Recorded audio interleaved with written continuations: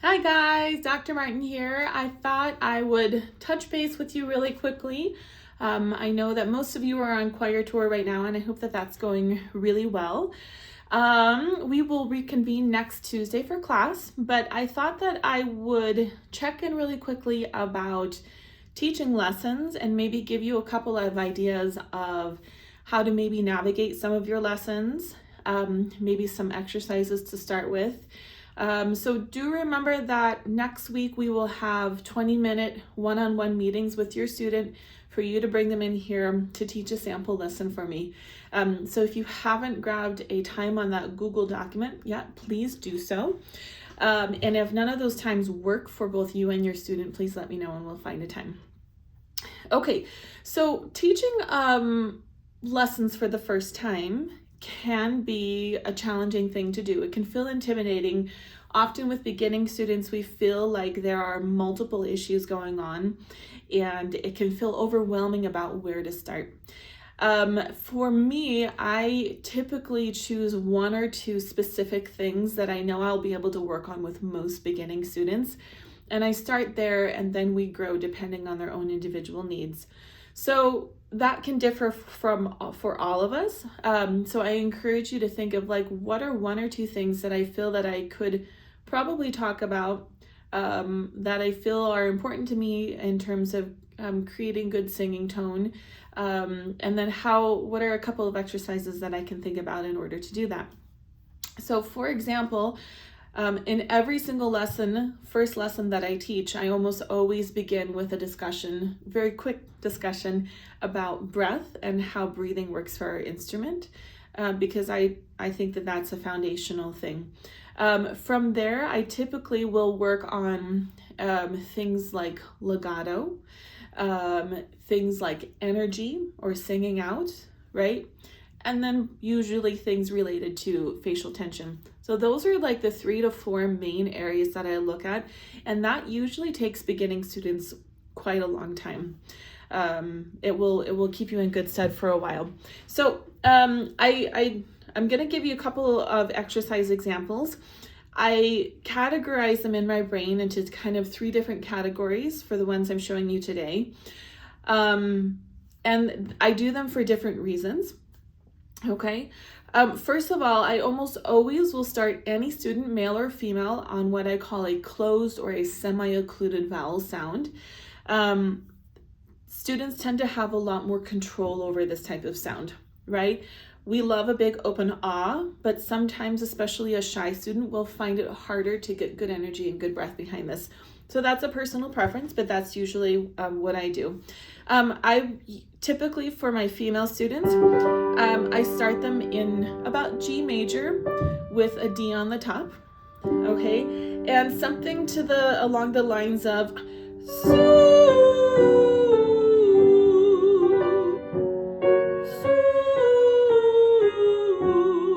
Of course, there's a lot of variations on this theme, right?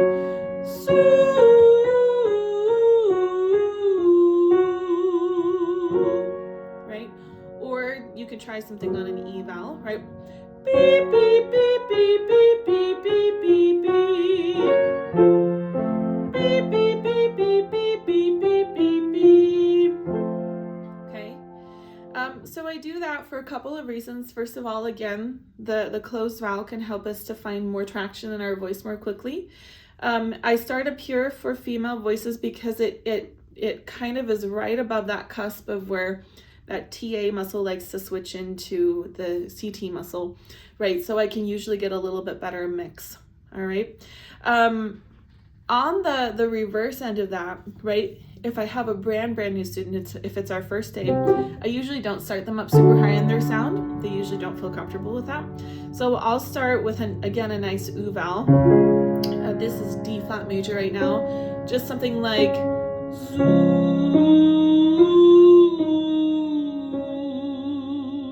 That's a really great exercise for beginning students, and it's not very hard for me to play either, right? It's literally just do, re, mi, re, do. Simple and easy, and I can work with a lot of stuff. I can work on tension, I can work on breath, right? I can work on good vowel shapes.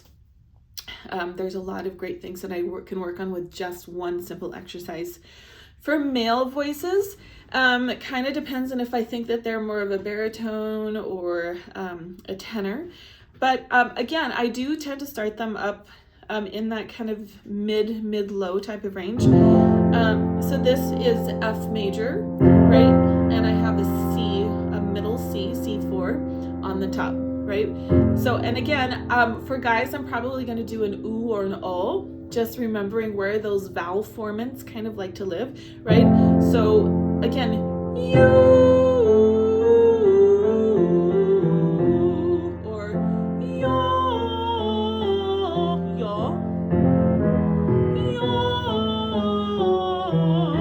right? Maybe I'm making sure their tongue is coming forward, and it's not pulling really far back in their mouths. So that's usually, especially as I get going with a lesson, that's usually where and how I start most of my students.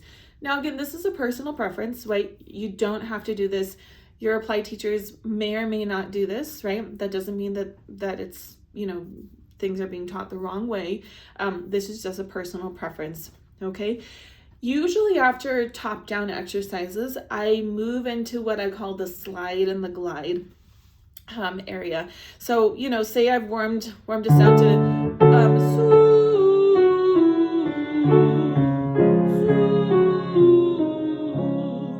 At this point, I will usually do, because I've mixed that cricothyroid down a little bit, I will do a bottom up exercise, right?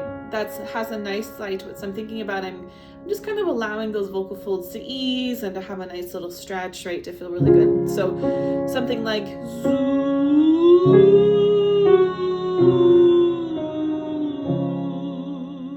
Okay. Again, this type of exercise can really be utilized in a lot of different ways.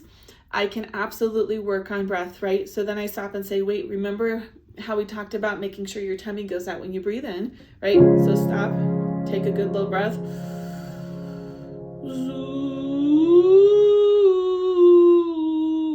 Right, so I can work on a lot of breath issues. This is a great point to see if they hold a lot of tension in their face, right? So maybe they're a clarinetist or flute player or something, they have a little bit of an embouchure happening. So, right, this is a great opportunity to have them get their hands on their face. And relax and keep their air going at the same time. So the slide and the glide type of exercises, right? And again, there's a ton of variations on that theme. And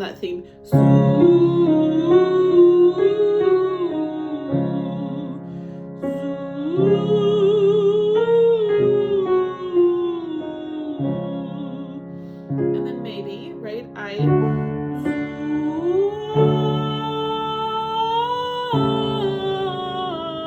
maybe I start to open up that vowel sound a little bit, and encourage them to get a little bit more energy in the sound, right? Which is usually another issue with our beginning students.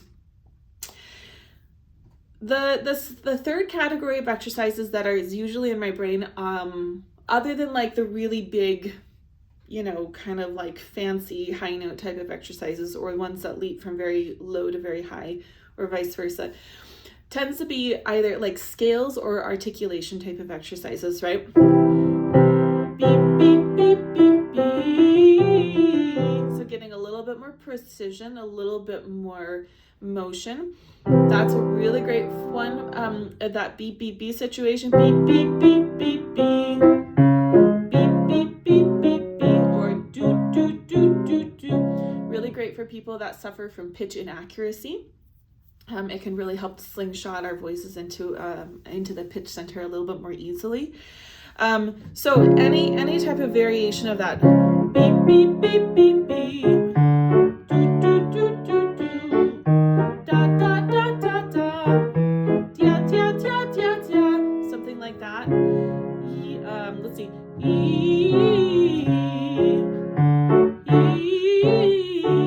Beedle, deedle, deedle, deedle, mommy made me mash my M&Ms. Right, so it can be on a single vowel, it can be on multiple vowels, it can be on words, it can be the traditional do up to so and back down, or or if your piano skills are limited and you don't feel comfortable playing that 5-note scale, right?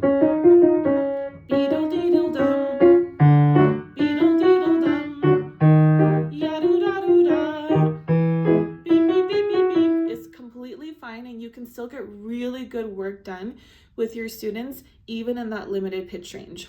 Okay, so I think that one of the big takeaways is 90% of the time, for me personally, I don't use really big, fancy, flourishy exercises.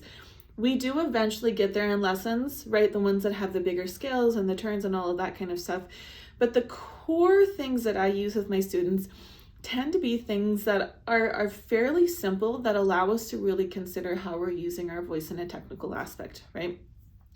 There are other things that you can use, like breath type of exercises, like singing on a Z, or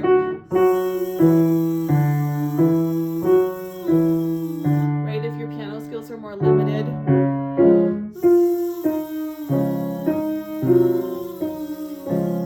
Okay, those are really great exercises for figuring out how to use our body when we're singing, to sing a really consistent line of phonation, right? That type of exercise, oh yeah, I do have one, is also really interchangeable with mechanisms like your straw or your lip buzzing. Okay, so maybe if there's another category we're thinking like legato, sustained, breath connected type of exercises, right? So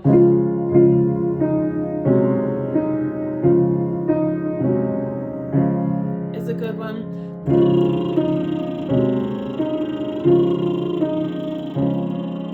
Right, a lip buzz. All of those things kind of achieve very similar goals in terms of breath regulation, legato. They're also really great for vocal health, right? So if your student's a little bit sick, that's a really great way to go, okay? So we're thinking top down, right? Most students need to balance out that cricothyroid, thyroidite situation, right? Most of your students are gonna probably try to push a little bit too much TA up into the sound, right? Yeah, yeah, yeah, yeah, yeah, right? Yeah, yeah, yeah, yeah, yeah. That's pushing a lot of TA up. So let's just start them above where that muscle. Yeah, yeah, yeah, yeah, yeah. Yeah, yeah, yeah, yeah, yeah. So they can't help it, right? They have to mix some CT into that sound. So top down, slides and glides, right? Semi-occluded vowel or closed vowel, ooh, right? Maybe that's ooh, maybe that's right? All very, very similar goal. And then something that's scale-wise articulated, right? Maybe a specific breath goal in mind. My recommendation to you is before you teach your lessons, choose 2 exercises, maybe one out of each category, right? So you're going to do 1 slide and glide exercise and 1 articulated exercise. So just 2 exercises that you're going to use as the foundation for your lesson that day, and have a goal in mind for that particular exercise.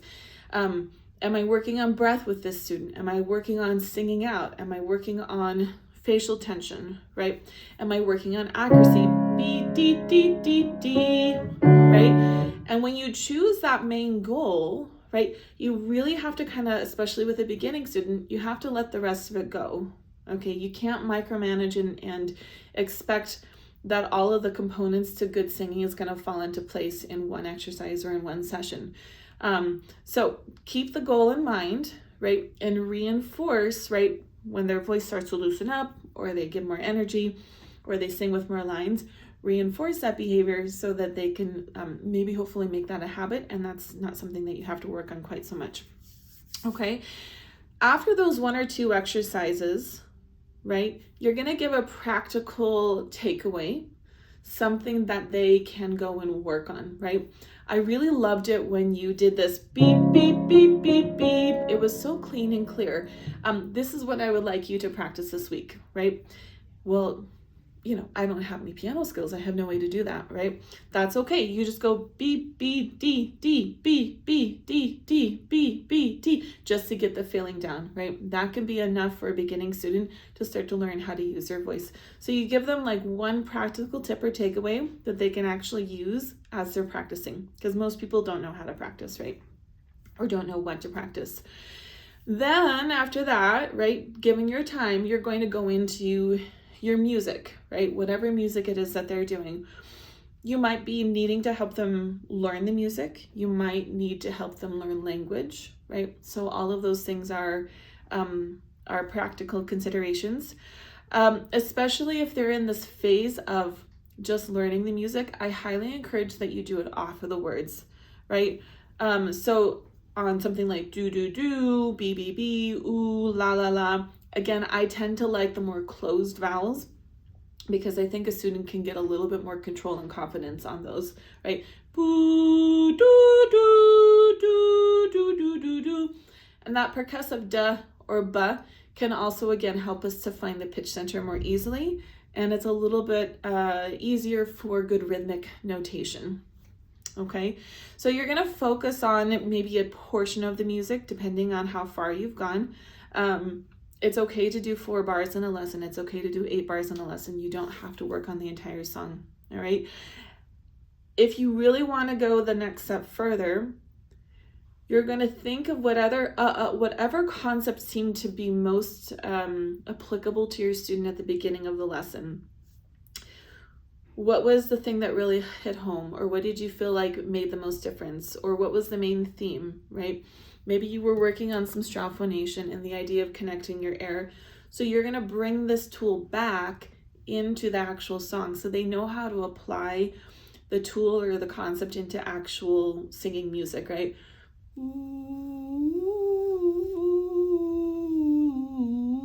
So I'm using my straw in my warm-ups.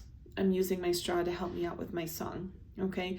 So that's how you really can bring the whole lesson full circle. You can teach a full concept. You can help them to realize how different concepts are applicable to actual singing rather than just in an isolated exercise, okay? Now, if all else fails and you don't know what to do with that student, you have no idea how to help them with a particular song, right? You've taught them the notes, you've taught them the rhythms, you've taught them the words. Focus on interpretation and meaning. It's always a valid thing to work on, and it fixes a ton of things without you actually having to think about, oh wait, is the cricothyroid being used, or did they use their ribs when they breathed, or are they singing with tension, right? When you're a newer teacher, sometimes it's hard to know what problems are even present and how do I even begin to fix them, okay? 9 times out of 10, when you start having people characterize a song, think about meaning, think about intention, think about dynamics, whatever it is, it fixes several issues, right? It gets the voice more energized. It helps that that adduction, subglottal air pressure situation kind of balance itself out a little bit more. They start using language more intensively, which always helps singing a little bit more as well. So if you're totally stuck and you really don't know what to do, right? Just talk about what the song means, talk about what their interpretation is, talk about the poem, and then see if you can have them, act it out a couple of different ways. Come up with some adjectives, some descriptive words that they can think about while they're singing. That can be really helpful. So I hope a couple of these things are helpful to you guys as you're thinking about teaching your own lessons. Let me know if you have any questions. Obviously, I will look forward to seeing you guys all next Tuesday, and then for your scheduled meetings next week as well for your 20-minute sessions. If you have any questions in the meantime while you're on tour, please feel free to reach out. Otherwise, I will look forward to seeing you guys for sure all next Tuesday, and then some of you for meetings on Monday. Okay, take care, guys. Happy singing.